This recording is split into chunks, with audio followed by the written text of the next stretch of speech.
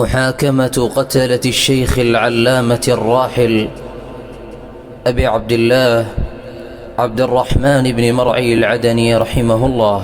وإن قتلوا جميع المجرمين ومن آوى جميع المحدثين ومن دفع النقود ومن تمالى ويتبعهم جميع الآثمين ومن فرحوا بمقتله وقالوا هنيئا للبغاة الظالمين لما ساووا قلامة ظفر شيخ وحبر في الفيوش ثواد فينا. قتلتم أمة يا من غدرتم بشيخ يحمل الوحي المبين وينشر سنة الهادي احتسابا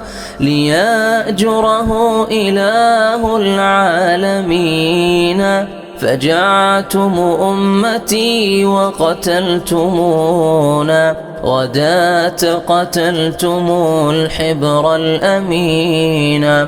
فكونوا كابن جرموز وعودوا بخزي في العوالم صاغرين ونحن كمثل مصعب في عراق ولم يقتل بوالده اللعين ولم يقتل بوالده اللعين.